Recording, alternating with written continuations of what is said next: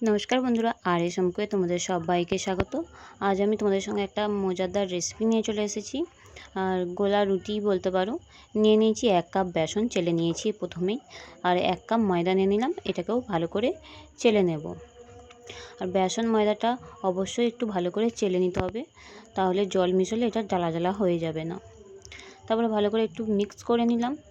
এরপর এর মধ্যে যেগুলো অ্যাড করব, এর মধ্যে দিয়ে দেবো পেঁয়াজ আর কাঁচা লঙ্কা কুচোনো। পেঁয়াজ কাঁচা লঙ্কাটা কুচিয়ে রেখেছিলাম, সেটা দিয়ে দিলাম। আর বাড়িতে কিছু না থাকলে এইভাবে বানিয়ে খেতেও খুব ভালো লাগে। তারপর দিয়ে দিলাম হলুদ গুঁড়ো সামান্য পরিমাণে, আর দিয়ে দিলাম স্বাদ অনুসারে লবণ। দিয়ে দেবো একটু চাউমিনের মশলা, আর তোমরা চাইলে এতে ম্যাগি মশলাটাও অ্যাড করতে পারো। আমি চাউমিন মশলাটা ছিল দিয়ে দিলাম, আর দিয়ে দিলাম একটু গোলমরিচের গুঁড়ো। তারপরে এগুলোকে ভালো করে মিক্স করে নিয়ে জল দিয়ে একটা ব্যাটার বানিয়ে নেব। কখনো কখনো বাড়িতে নানা রকমের একই রকমের খাবার খেয়ে বোরিং হয়ে যায়, তো মাঝে মাঝে এই রকম করে বানিয়ে নিতে পারি। এতে তোমরা গাজর কুচি অ্যাড করতে পারো, ক্যাপসিকাম অ্যাড করতে পারো, আবার ধনেপাতাও অ্যাড করে দিতে পারো। অবশ্য তোমাদের মন মতো অনুসারে এখানে সবজি ব্যবহার করতে পারো। তারপর অল্প অল্প করে জল দিয়ে এটাকে একটা ব্যাটার তৈরি করব। অবশ্যই কম কম জল দিয়ে একটা ব্যাটার তৈরি করব, একেবারে পুরো জলটা দিতে যাব না, তাহলে দলা পেকে যাওয়ার সম্ভাবনা থাকে। তাই অল্প অল্প করে জল দিয়ে একটা ব্যাটার তৈরি করে নিলাম। আর দেখতে পাচ্ছ আমাদের রেডি হয়ে গেছে ব্যাটারটা।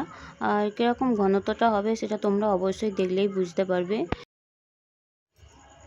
চলো এরপরে যেটা করতে হবে, গ্যাসের মধ্যে প্যান বসিয়ে নিয়েছি, আর দিয়ে দিলাম অল্প করে তেলটা চারি সাইডে ভালো করে একটু বুলিয়ে নিলাম। আর গরম হয়ে গেলে প্যানটা দিয়ে দেবো 1 চামচ ব্যাটারটা। তারপরে আলতো হাতে হালকাভাবে একটু চারি সাইডে স্প্রেড করে দেবো, রুটির মতন গোল করে দেবো, বেশি গোল না হলেও চলবে।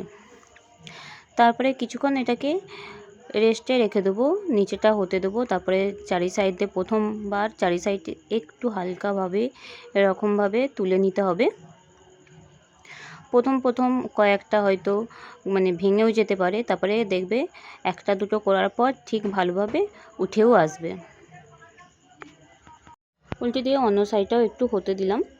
হয়ে যাওয়ার পর এটাকে তুলে নেব, একটু এপাশ ওপাশ করে একটু ভালো করে ভেজে নিয়ে তুলে নেব। আর এইভাবে তোমরা বাচ্চাদের টিফিনে এবং কি অফিসে যারা যায় তাদেরও টিফিন করে দিতে পারো। একটুখানি সস দিয়ে এটা পরিবেশন করলে খুব ভালো লাগে। এইভাবে আমি আরও একটা তোমাদেরকে করে দেখাচ্ছি, এবং সমস্তটা এই একই পদ্ধতিতে করে নেব। প্রথমবার একটু লেগে থাকার ভয় থাকে। আর দেখতে পাচ্ছ এবারে গোলা পিঠেগুলো কত সুন্দর উঠে আসছে, সরি গোলা রুটিও বলতে পারো।